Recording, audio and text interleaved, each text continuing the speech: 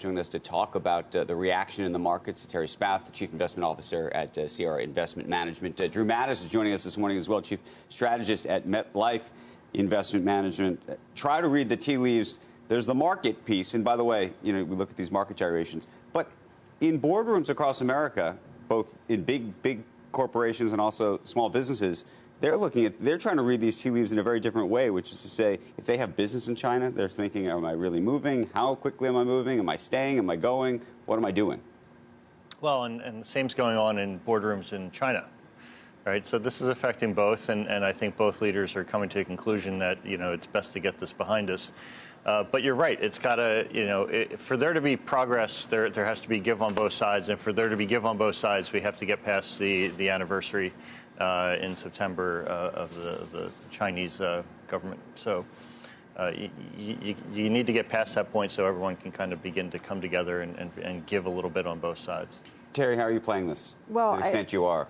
Yeah, to the extent that we are. I mean, as Joe pointed out, you can have a 300-point move just from any small piece of information, and that volatility that's come into the market is just creating such a state of confusion. I mean, between what the stock market is saying, touching new highs, and the bond market, sending a very different message with that inversion of the yield curve. So I think there's going to continue to be a lot of volatility. So we're not pushing chips on the table. We're fully invested, but looking at that risk very, very closely.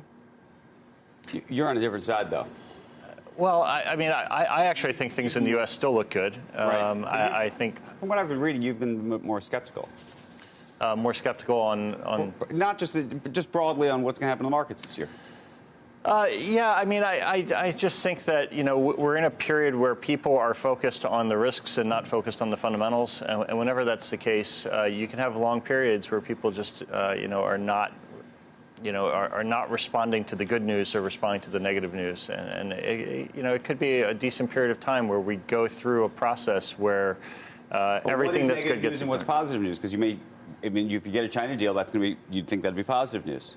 China deal is positive. It depends on what the deal actually looks like. So this is a case where everyone gets excited, and then it comes back, and it turns out it's some low-level meeting that doesn't actually accomplish anything, and then everyone gets disappointed again. You actually need to see a resolution of some of these risks. It doesn't matter what the resolution necessarily is. It just needs to be finished. If you think there's going to be as much volatility as you're planning, why be fully invested? Why not sit with something ready to go on these down days and either? Right. Well, I think a healthy dose of skepticism always makes a lot of sense. But we're in a situation now where the bond market is shouting very loudly that they're expecting something very bad. And I think it's a mistake to ignore that.